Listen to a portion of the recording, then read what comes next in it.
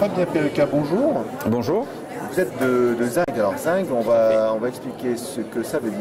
Alors très rapidement, Zinc, qui est un acronyme qui veut dire Zone d'intervention numérique culturelle.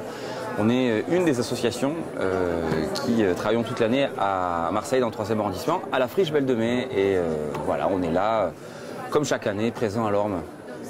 Alors vos activités touchent au numérique, oui. Ce sont des publics variés, je suppose, dans un domaine périscolaire ou scolaire parfois. Est-ce que vous pouvez nous détailler un peu tout ça?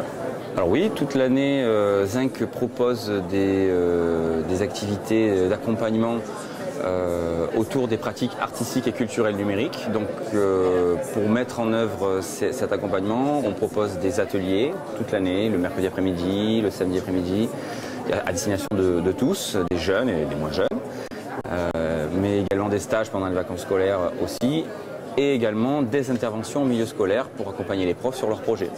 Donc votre fond c'est le numérique, mais on est toujours dans un cadre artistique, culturel, pour accompagner une politique de la ville, je suppose. Tout à fait, on a nos activités sont bien sûr orientées autour des pratiques numériques, et le numérique étant influencé bien sûr par la culture et par les arts. On a souhaité depuis longtemps maintenant, depuis plus de 10 ans à Zinc, on a souhaité laisser la place aux artistes et les emmener avec nous sur nos actions dans les établissements scolaires, mais aussi dans nos murs, à la Friche Belle de Mai, sur l'ensemble de nos activités, pour venir colorer un petit peu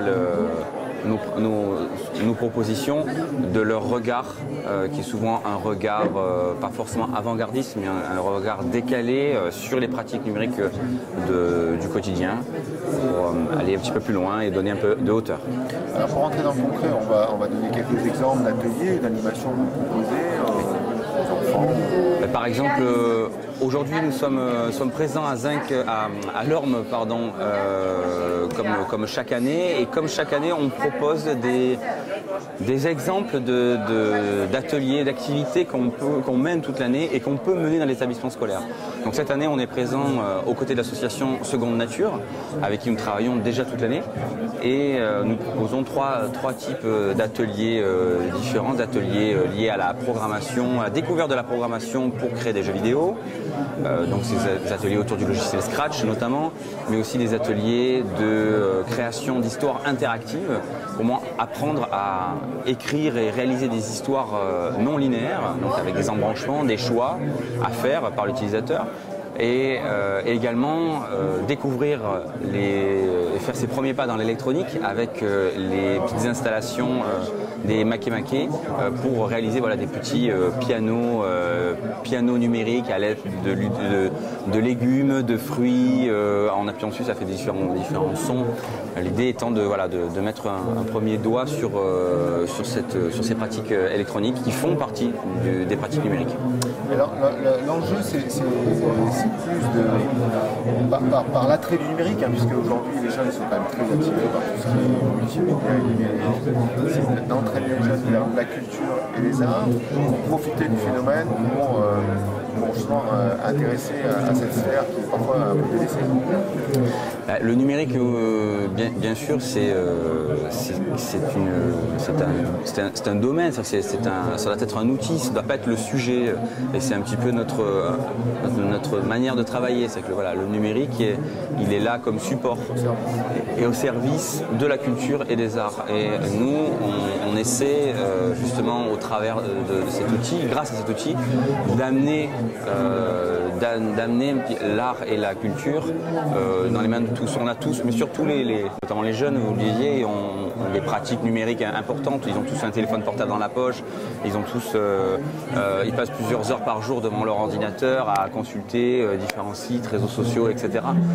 Nous, on est là on n'est pas là pour leur dire ce qu'il faut faire, les bonnes manières ou autres. On est là pour s'appuyer sur leurs pratiques, mais on est là pour leur montrer ce qui existe aussi, c'est-à-dire leur montrer du contenu, pour montrer qu'on peut créer, qu'on peut inventer, réaliser certaines choses, et aller au-delà peut-être que de la simple information, de la simple consultation, visionnage ou jeux vidéo. On est avant tout là pour créer. D'accord. Donc au-delà des ateliers, est-ce que vous menez des expériences de type grand projet annuel sur une production artistique de fin d'année, je suppose? Bien sûr. Oui, alors bien entendu, Zinc est sur toute l'année accompagne le grand public, mais aussi les enseignants, les bibliothécaires sur différents types de pratiques numériques. Mais à côté de ça, Zinc est un producteur art et culture numérique, c'est-à-dire qu'on accompagne les artistes qui utilisent les nouvelles technologies pour s'exprimer ou dans leur processus créatif. Depuis engagé dans la mise en place d'une biennale des arts et des cultures numériques qui s'appelle Chronique, avec l'association Seconde Nature, que nous mettons en place actuellement sur le territoire de la métropole. Ouais, on peut voir tout ça. Oui, bien sûr. Le site de Zinc, zinclafriche.org, sans tout attaché, sans trait. Merci. Merci à vous.